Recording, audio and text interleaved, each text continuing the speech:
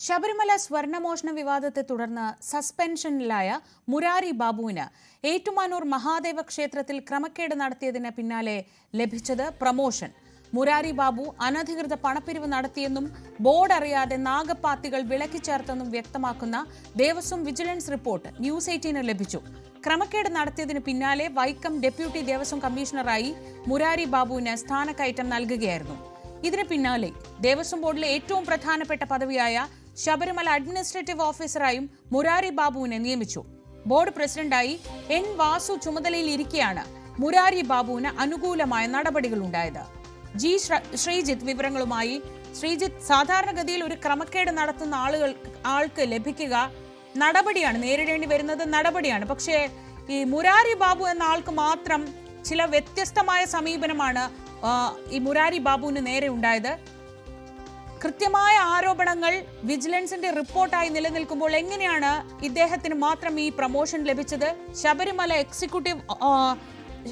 ശബരിമലയിലെ administrative officer എന്ന പദവിയിലേക്ക് വരെ ഈ മുരാരി ബാബു എത്തിയത്?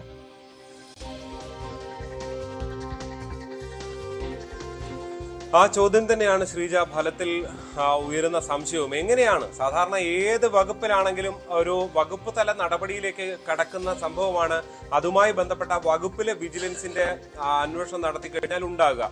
അത് തന്നെയാണ് വിജിലൻസ് ചെയ്തത്. വിജിലൻസ് SP, അതായത് Devaswom board vigilance SP Devaswom board പ്രസിഡന്റിന് ശുപാർശ ചെയ്യുന്നു, നടപടി വേണം. വളരെ വിശദമായ അന്വേഷണമാണ് നടന്നത്. നിരവധി പേജുള്ള അന്വേഷണ റിപ്പോർട്ടാണ്, അതിന്റെ പകർപ്പാണ് നമ്മൾ കാണിക്കുകയും ചെയ്യുന്നത്. ആ റിപ്പോർട്ട് ദേവസ്വം ബോർഡ് പ്രസിഡന്റിന് ലഭിക്കുന്നു. പക്ഷേ പിന്നാലെ വരുന്നത് പ്രമോഷനാണ്. ഇത് ഏത് നാട്ടിലാണ് നടക്കുന്നത്? ദേവസ്വം ബോർഡിൽ ഇങ്ങനെ എന്തുകൊണ്ട് നടക്കുന്നു എന്ന സംശയം പലതും കഴിഞ്ഞ ദിവസം. ശ്രീജിത്ത്, ഒരു ചെറിയ ശബ്ദത്തിൽ ഒരു ചെറിയ പ്രശ്നമുണ്ട്. ഈ വാർത്ത നമുക്ക് അതിന്റെ വിശദാംശങ്ങളോടെ തന്നെ വേണം നൽകാൻ. അതുകൊണ്ട് ഒന്ന് കട്ട് ചെയ്ത് പെട്ടെന്ന് വിളിക്കാം. ഈ സംഭവിച്ചത് ഒന്നുകൂടി പ്രേക്ഷകർക്കായി ചുരുക്കി പറയാം. സാധാരണഗതിയിൽ ഏതൊരു വകുപ്പിലും ഒരു ഉദ്യോഗസ്ഥനെതിരെ എന്തെങ്കിലും ഒരു ക്രമക്കേട് ആരോപണം ഉയർന്നാൽ അയാളെ മാറ്റി നിർത്തുകയാണ് ചെയ്യുക. പക്ഷേ ഏറ്റുമാനൂർ മഹാദേവ ക്ഷേത്രത്തിൽ ക്രമക്കേട് നടത്തി, അവിടുത്തെ നാഗപ്പാത്തി വിളക്കി ചേർത്തു എന്നതടക്കമുള്ള വലിയ ക്രമക്കേട് നടത്തിയതിന് പിന്നാലെ ഈ മുരാരി ബാബുവിന് മാത്രം പ്രമോഷനാണ് കിട്ടിയത്. അനധികൃത പണപ്പിരിവ് നടത്തിയെന്നും ബോർഡ് അറിയാതെ നാഗപ്പാത്തികൾ വിളക്കി ചേർത്തു എന്നും വ്യക്തമാക്കുന്ന ദേവസ്വം വിജിലൻസ് റിപ്പോർട്ട് ഇരിക്കെയാണ് ഈ നടപടി ഉണ്ടായത് എന്നതാണ് ശ്രദ്ധേയം. ആ റിപ്പോർട്ടിന്റെ വിശദാംശങ്ങളാണ് ഇപ്പോൾ ന്യൂസ് 18 കാണിച്ചുകൊണ്ടിരിക്കുന്നത്. അതിന്റെ വിശദാംശങ്ങളിലേക്ക് ശ്രീജിത്ത് തുടരുന്നുണ്ട്. ശ്രീജിത്ത്, ഈ ഒരു ശ്രദ്ധിക്കേണ്ട ടൈം ലൈൻ നോക്കേണ്ടത്, ദേവസ്വം കമ്മീഷണർ ആയിരുന്ന എൻ വാസു പിന്നീട് ദേവസ്വം പ്രസിഡന്റായി ശബരിമലയിൽ എത്തുകയായിരുന്നു. ശബരിമലയിൽ N Vasu Devaswom board president ആയിരിക്കെയാണ് മുരാരി ബാബു എത്തുന്നത്. അപ്പൊ ഈ ക്രമക്കേടൊന്നും അറിയാതെ ഒരു ദിവസം പെട്ടെന്ന് വന്ന് കയറിയ ദേവസ്വം ബോർഡ് പ്രസിഡന്റ് അല്ല അദ്ദേഹവും.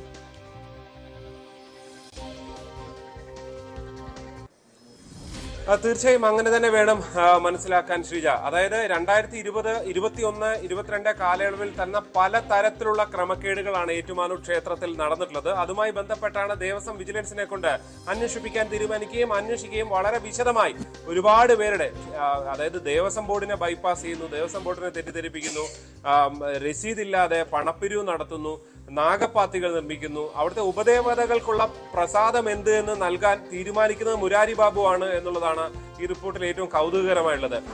ഈ ദേവപ്രശ്നം ഫലത്തിൽ നടക്കേണ്ട പല സാഹചര്യങ്ങളുമുണ്ട്. ഈ തീപിടുത്തം ഉണ്ടായിരുന്നു. ആ തീപിടുത്തം ഉണ്ടായതിനെ തുടർന്ന് ഇതാരും അറിയാതിരിക്കാൻ, ഭക്തരാരും അറിയാതിരിക്കാൻ വേണ്ടി രഹസ്യമായി ബാക്കി കാര്യങ്ങൾ ചെയ്യുന്നു, ഒളിപ്പിച്ചു വെക്കാൻ ചെയ്യുന്നു. എന്നിട്ട് ഇരിങ്ങാലക്കുടയിൽ ഒരു ആളുടെ അടുത്ത് പോയി ഇത് പ്രശ്നം വെക്കുന്നു. മുരാരി ബാബു ഒറ്റയ്ക്ക് പോയി കാര്യങ്ങൾ ചെയ്യുന്നു. തന്ത്രിയെ കാര്യങ്ങൾ അവതരിപ്പിക്കുന്നില്ല. അതിനപ്പുറത്തേക്ക് അതായത് തന്ത്രി എന്ന് പറയുമ്പോൾ താഴ്മൺ മഠം തന്നെയാണ് ഫലത്തിൽ ഏറ്റുമാനൂരിന്റെ തന്ത്രിയായി വരുന്നത്. അവരെ കാര്യങ്ങൾ തെറ്റിദ്ധരിപ്പിക്കുന്നു. ദേവസ്വം ബോർഡ്, അങ്ങനെ ഇത് വായിച്ചു നോക്കിയാൽ തീരാത്തത്ര ക്രമക്കേടുകളുണ്ട് ശ്രീജ. അങ്ങനെ ഒരിടത്താണ് ഫലത്തിൽ ഇത് സംബന്ധിച്ചുള്ള ഇയാൾക്കെതിരെ നടപടി വേണമെന്നുള്ള ശുപാർശ vigilance SP, Devaswom vigilance SP Devaswom board president നൽകുന്നത്. അതായത് തൊട്ട് മുമ്പുള്ള കാലയളവിലാണ് ഫലത്തിൽ ഈ പല ക്രമക്കേടുകളും നടന്നത്. പക്ഷേ സ്വാഭാവികമായിട്ട് അന്വേഷണ റിപ്പോർട്ട് വരുന്നു. അന്വേഷണ റിപ്പോർട്ടിൽ സ്വാഭാവികമായിട്ട് പ്രസിഡന്റാണ് തുടർ നടപടി എടുക്കുന്നത്. കഴിഞ്ഞ ദിവസം മുരാരി ബാബു മാധ്യമങ്ങളോട് കണ്ട സമയത്ത് ഈ വിഷയത്തെക്കുറിച്ച് പ്രതികരിച്ചിരുന്നു. അദ്ദേഹം പറഞ്ഞത് എന്നെ കുറ്റവിമുക്തനാക്കി എന്നുള്ളതാണ്. അതാണ് ഇതിൽ ഏറ്റവും കൗതുകരമായിട്ടുള്ളത്. ഒരു വിജിലൻസ്, ദേവസ്വം വിജിലൻസ് ആണെങ്കിലും അന്വേഷിച്ച് റിപ്പോർട്ട് കണ്ടെത്തി കഴിഞ്ഞാൽ ഒരാളെ കുറ്റമുക്തനാക്കാൻ ദേവസ്വം പ്രസിഡന്റിന് എന്തെങ്കിലും അത്ഭുത സിദ്ധി ഉണ്ടോ എന്നതാണ്. കാരണം അന്വേഷണം നടത്തേണ്ട അന്വേഷണം ഇത്തരം ഉദ്യോഗസ്ഥനും ഒക്കെ തന്നെയാണ്. ഇനി ഇത്തരമൊരു റിപ്പോർട്ട് വന്നാൽ സ്വാഭാവികമായിട്ട് ഏതൊരു ഡിപ്പാർട്ട്മെന്റിലാണെങ്കിലും ആ ഡിപ്പാർട്ട്മെന്റിലെ വിജിലൻസ് അന്വേഷിച്ച് റിപ്പോർട്ട് വന്നാൽ എന്താണ് ചെയ്യുന്നത്?